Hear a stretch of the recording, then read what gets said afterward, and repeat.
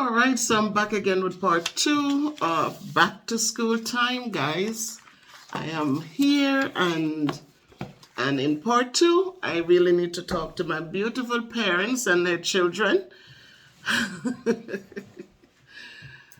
Oh my goodness. So good morning again, guys. Good morning and welcome back. And um I know that many of you, their parents or grandparents or just family members who are raising children, um, and they're getting ready. Some of you here will be in America. Some of you are already in school. Some will be going back um, by the end of August, and others in Jamaica and roundabout will go back in September. But by September 10th, guys, all campuses will have students roaming around on them, right? All campuses will have the children in their classrooms, in their beautiful uniforms in some places. In other places, they're in their comfortable clothing, but they should be sitting in front of somebody ready to learn. And as they get ready, guys, these few weeks that they have left, I'm just really asking that we remember that during the summer they traveled, they went to the pool, they went to their friends' homes, they went to the mall often. They did a lot of things. But some never picked up a book since school ended in June or whenever school ended. And so I'm just asking you guys that as the time rolls near to school starting, that you're getting them back into that routine of getting up out of bed on time. Get them back into that routine starting now. So when school starts, their bodies are ready again to start. Because too often kids, they're coming to school so late. Some parents don't even know their kids are still in the houses with them. Some of you parents have to go to work and leave them to get ready. And believe me, sleep is sweet. And so in the mornings, if you're not able to get them up and see that they're awake and get something to eat, guys, if you can feed your kids at home, feed them and send them come. And if not, the schools provides lunch, breakfast for them and lunch for them later. So they just need to get themselves nicely cleaned up and ready to come in and learn. I'll tell you this, the kids who take a shower in the mornings, who gets up and wakes up their bodies, are kids who can stay focused longer. If the kids get up out of bed and they just come and some of them are dragging in their pajamas, their bodies are still in that sleeping stage, parents. So make sure your children are up, their faces are washed, their bodies get some cool water or something on it, and they're fresh and clean and ready to learn. Start preparing them now for success. Start preparing them for those who will go to college. So that when they get to college, they're not lagging and, oh my God, and I'm sick and tired of this. Oh, it's too much. I don't want to do this anymore. But that their bodies are alive, it's awake, and it's ready to learn. So if you try it, guys, you'll see that your bodies behave differently when it is refreshing. You take a shower in the mornings, you take the next day, you see the difference. Even here at home, if I get up and I don't shower in the morning, the day is a lousy day for me. Once I get up and I shower and I feel refreshed and I feel like, it's like I'm going to work. But once you just get up and it's whatever, then your body is going to respond whatever. So teach your children, people, to teach them early to be responsible. Even when they get up, you can teach them, make your bed before you go. So they're getting into that kind of a routine of doing things. Remember that they need supplies for school, people. Sometimes we spend so much on the hair and the nails and we want to look good. And then you look at the children behind you and you say, my God. They didn't ask us to come in this world. We brought them here. So please remember to give them the best of what you can give to them. And when I say the best, I mean that. I don't mean after you get your hair done and a lot of us, we have the children, and because the fathers and us are not in a relationship anymore, we less care the kid. We punish the children. We cannot do that. Children must be loved. They must be cared for. They must be nurtured. They must be supported. We have to remember those things. Don't start putting the kids down and, oh, your papa not give me nothing from when, me don't know where you expect me to get it from. Me I do for me. Me not take my money waste. Waste your money on your kid because they didn't ask you to come in this world. They're the same kids that tomorrow you're going to turn around and looking to for something. So give them enough so when you're looking back at them for something, they have enough to give to you.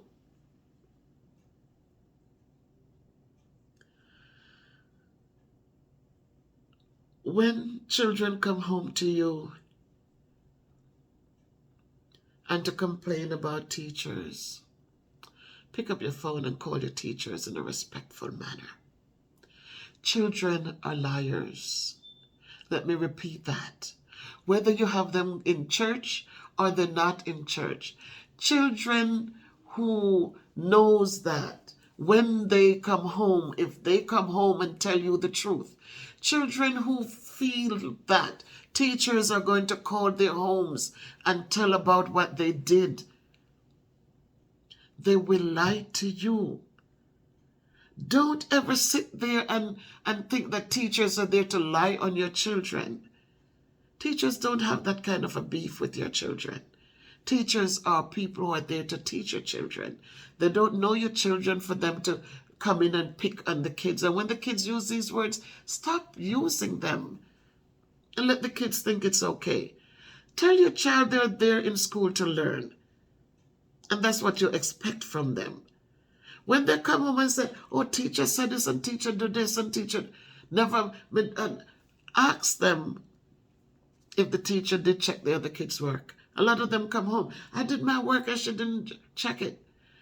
But if you get a time slot, if I say, guys, we have 5 minutes to work on this. In that 5 minutes, you have the children who have used the time well. 5 minutes is a long time to do one problem. And if you have 20 kids in front of you and 15 kids use that time well, and while they're finishing, I'm going around and I'm checking. And after I finish checking the work, I go to the board or I ask a student to go up and to explain the work, to show their work, to explain. And then your child is coming up for the work to be checked. They cannot get the same grade like the other kids. Work given by a teacher, I'm telling you from my standpoint, parents, from my standpoint, when I give my kids math to do, I say to them, even if you do not understand it, I want you to get in the habit of even reading the problem and copying the notes that I give to you. I use a document reader so they're seeing in real time how I teach the lessons I teach, the notes that are given. They're there to support them. It means that if I'm speaking, if I'm just standing there reading the book and I have an accent, your kid can be lost. But if I have a document reader that is showing what I'm doing, that I am writing the information for you, I'm explaining the vocabulary, I'm highlighting it, I'm circling it. And then when I'm done, your child has nothing on the page. When they come home or when they decide to ask, then you're asking them questions for me, please. Did you take the notes when the teacher gave them to you? Did you take the notes? Were you participating in the discussions that were going on? What were you doing? Were you playing around? Or were you in the class attentively learning? Now, if they say, yes, Mom, I was, and she still didn't check my work, then you say, okay, let me speak to your teacher. Don't sit home and cuss teachers out. Teachers have no problems with your children. Teachers put their clothes on. Some of them go above and beyond to get their hair done, get themselves ready to come in and teach your children. There's nothing personal. You have no problems with the teachers. The teachers have no problems with you. So therefore, when the kids come home with these stories, push back at them and let them know you're going to speak. Don't let the children think that they're your friends and so, oh, the teacher this and that, I'm sick and tired of her, and da-da-da. The kids become empowered when they hear those kind of conversations from you. Because now they know that you are showing that you don't care. So they're going to keep on coming home with the stories. They're going to keep on sitting in the classrooms doing absolutely nothing and expects to get a grade at the end. So please, parents, I'm begging you, from experience, I know that when you form a relationship with your teachers, a positive relationship, the children do better because they know at any point we are both on the same page, and therefore they will not be able to get away with things. Kids are growing up. I teach 6th grade math. I understand that the kids are growing up. They're changing. Hormones are killing them. They're trying to find themselves. They're trying to find the next date. They like boys that don't like boys. They're at that stage. They're trying to find their sexuality. They want to belong somewhere. And this is where we have to be able to be everything with them. We have to set boundaries. You cannot be your children's BFF. You're not their best friend.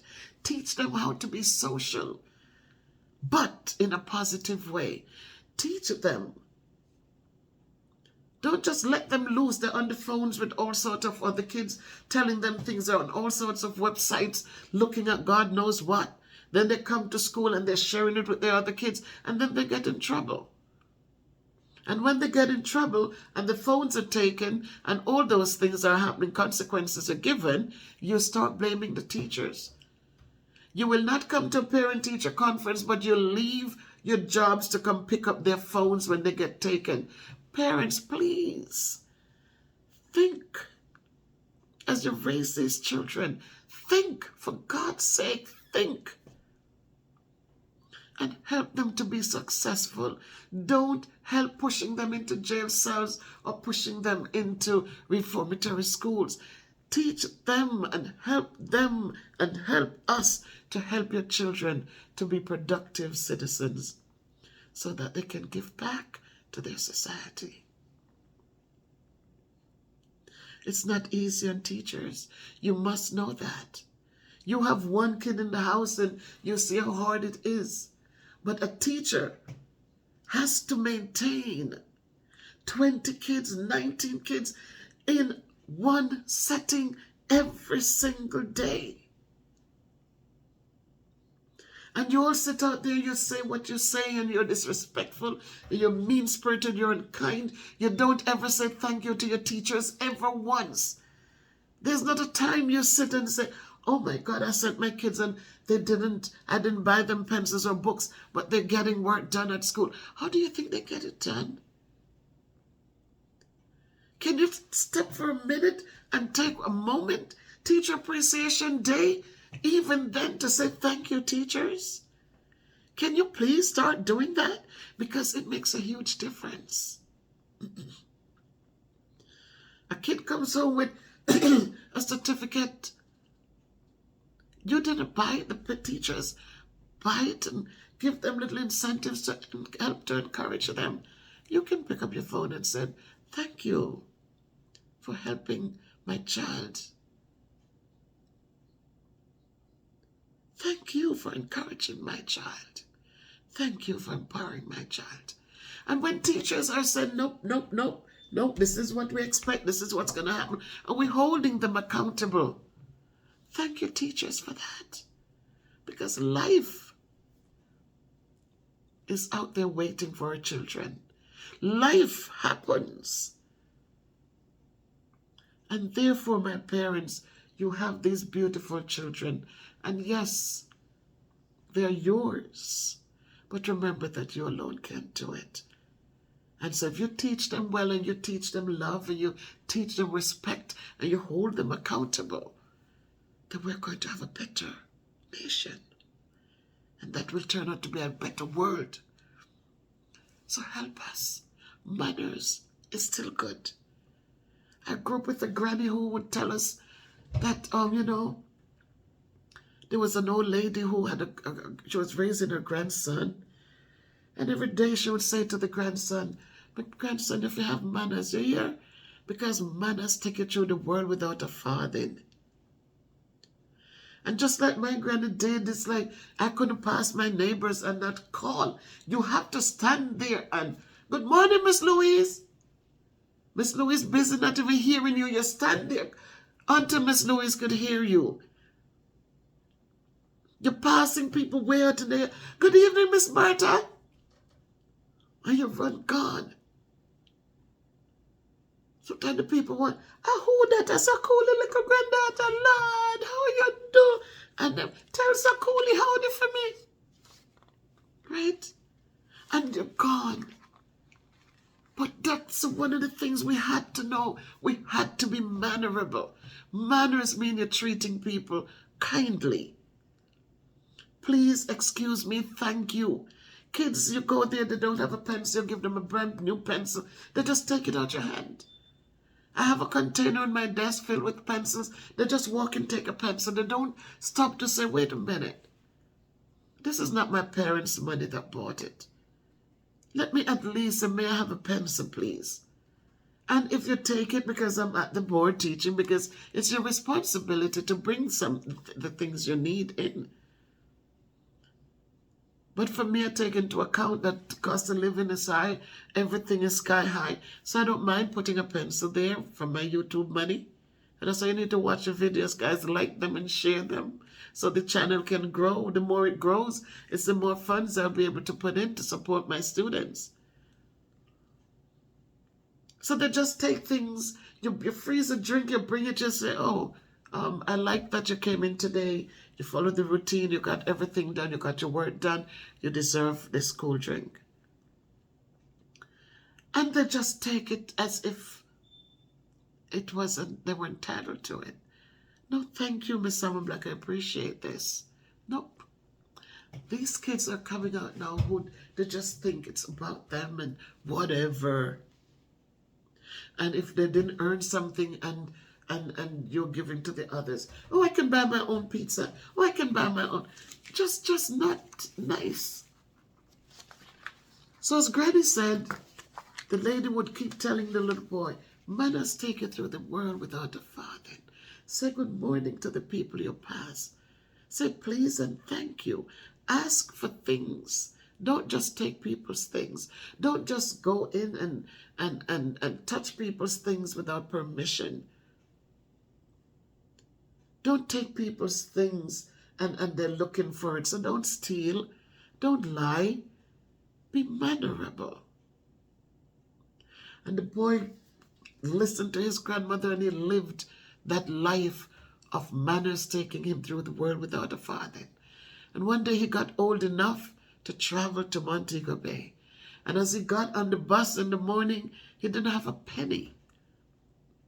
His grandmother had passed away by then, but he was old enough now, and he got on the bus in the morning with his little grip, or whatever we call it. And as he got on the bus, he said, "Good morning, sir." And the driver says, "Good morning." And he proceeded down into the aisle and he sat down. And as he sat down, the driver looked up and realized he didn't pay any money. And he called him and he says, "Where's your fare? You didn't pay." And he says, "Sir, my grandmother says, manners takes me through the world without a farthing." And I will tell you that my grandmother told me that driver, who could have been angry after hearing something like that? Which driver would have, "Well, this is not your, and put him off the bus?" The man shook his head and just said, "Okay, go ahead, go sit." Some of us, we get on and we don't have the fare. We say, "But I get on the bus and people never give me a seat and people never give me this and that." It's our attitude that is wrong. You get on the bus, you don't have a fare. You just walk past, you don't even say hi to the driver. You just walk past, you go sit down as if you're entitled. And then how will that driver address you? Will he address you respectfully and kindly? Or will he get frustrated? Wait, man, you didn't pay. We don't have no money, and we want a free drive today. How do you think he was going to respond? And so as you raise your children, I cannot tell you how to raise them because they're yours, but I can tell you what will be successful for them. Because at the end of the day, you will never be with them all the time. They will be dependent on other people for things. And the behavior that they display, the attitude they bring, if they don't bring the right attitude, an attitude of gratitude, an attitude of appreciation, an attitude of love and respect, then they're going to be left behind. So as the new year gets on, guys, remember teachers are human beings. We hurt like you hurt. When we're hungry, we need to eat in order for that hunger to cease. When we're thirsty, we drink water too, to quench our thirst. When you cut us, it's the same red blood that flows from our veins. So please, I'm asking that as you get your beautiful children ready for school, that you teach them the ways of success. That you teach them the ways of love and appreciation. That you teach them that kindness is a good thing, and we should always treat people the way we want to be treated. Teach them. They can learn. They know how to learn. Teach it to them. We cannot do it all by ourselves, because even if we're doing it in school, when they come home to you in that same toxic environment, everything that we have taught them goes through the door. They look up to you guys as their heroes. What you do, what you say, is what they hold as books. So teach them so they can learn. Thank you.